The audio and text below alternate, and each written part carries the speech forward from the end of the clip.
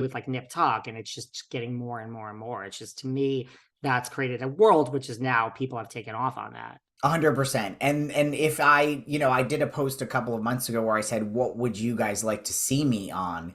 And by far, something Ryan Murphy related was top of the list, by far. So yeah, I mean, Ryan Murphy has absolutely changed the landscape. And I love that he's done it with a mix of really fun and really awful characters, and also really complex and dramatic characters, some really silly characters, but always with a nod to sort of the ins and outs of what it's like to be a gay person or an LGBTQ plus. I mean, Pose was just ridiculous in terms of the content.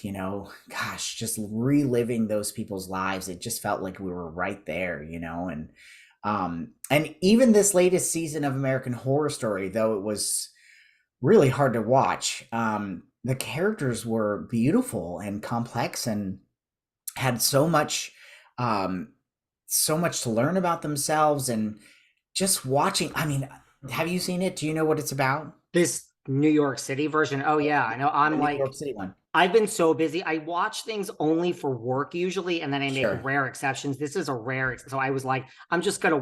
It's phenomenal. I think it might be one of the best seasons ever, personally. I don't know if that's because I am a gay man and I live in New York, so maybe I relate to it more. But I think it's phenomenal. A little bit of both. I think it was not what anyone was expecting, that's for sure. But there was a moment when I said, oh, he's like the concept. Well, I don't know if I want to give it away, but the concept that he's implying that there's a serial killer on the loose when it's actually just AIDS, and that moment in those people's lives when they had no context for it being a disease at first, and so all of a sudden gay men were disappearing. Somebody's killing these, like there's a serial killer on the loose, and then to find out that it's actually HIV. That would have been such a, what a crazy moment in the world at that time. I I can't even I process it. I agree with all that. And then like when you realize like, oh, this is what this season's really about, you're like, Yeah. this is literally, I can't even, like, who could think of this? It's so brilliant. It's so Yeah. brilliant. There's a moment when near the end when what is her name? She's doing the tarot cards. Sandra Bernhard. Sandra Bernhard. And the death card just keeps coming up for each one, and she just sort of starts to look around the room and realize, based on what she knows at that point, that she's being sort of guided that there's something bigger going on. Ooh, it was just really like, ooh, it was so good. So good.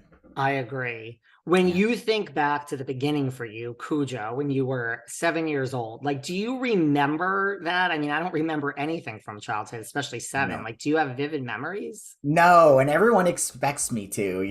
What do you remember from working on Cujo? I have a couple of memories. I have like really big memories, like stuff that I had never seen before. Like they cut one of the Pintos, they cut it in half and put a camera inside from where the engine would be. And my brain latched onto that memory because I've never seen anything like that, right?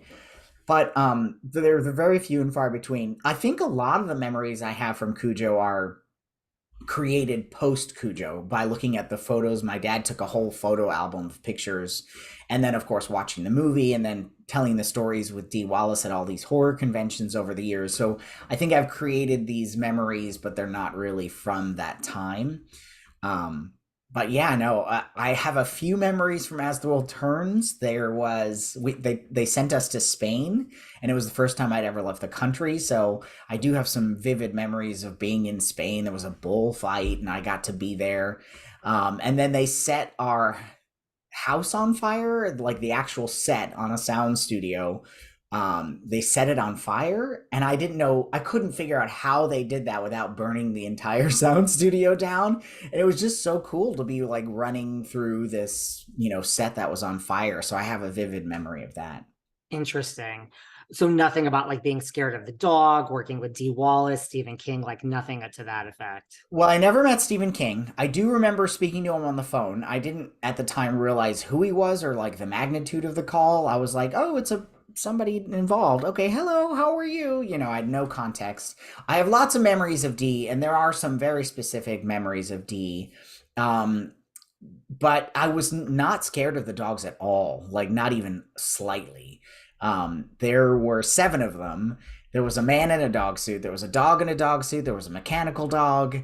Um, and they kept me away from the dogs when we were filming because they're Saint Bernards. They're actually very loving animals, and so if you create a connection to them, suddenly they're want to wag their tail and get pets from you, and they didn't want that. So I was just so giggled silly by the idea that they had mustard and ketchup on their face and that they kept trying to lick it off. That that was more amusing to me than anything else. And I've always said that about sort of my career as a child, that I just don't, you cannot teach a 6-year-old to do that. You cannot teach a 6-year-old actor to just give everything they have, to the fear, and to the point where to this day, every time someone mentions Cujo, they ask if I'm scarred from filming it. You know, I had to have been sort of guided by something to get me there. There's, how do you teach a 5, 6-year-old to do that?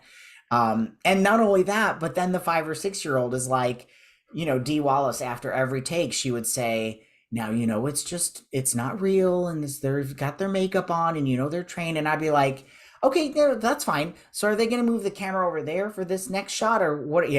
Like, I Wow. blows my mind.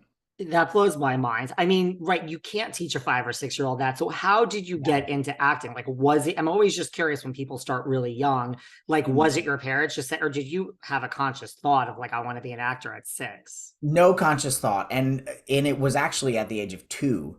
Wow. So my mom was a hairdresser. We lived just outside of New York, in northern New Jersey, and close enough. It's like the Valley here in LA. It's close enough to Manhattan to where, like, if you have a cute kid, the moms at the time would be like, "Oh, you should send some pictures in for them. They're so cute. They'd be a great model." She had pictures of me up on her mirror, and she just got so tired of people sort of saying that she was like, "All right, fine. I'll send some Polaroid pictures to." And so she sent them to one agency. And I think it was a couple of days later that they called her with a modeling job for me at the age of 2.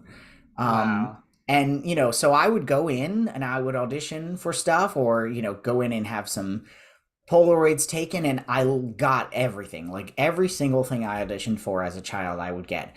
I've done a whole bunch of commercials, tons and tons of like Sears catalog modeling. I was on the box of a toy, it was a car that was that sold at, what's that place called that's closed now? That wonderful toy Toys R store. Us? Toys R Us, yeah. I was on the cover of this box, and then I started doing, like more serious commercials. Somebody actually just sent me a couple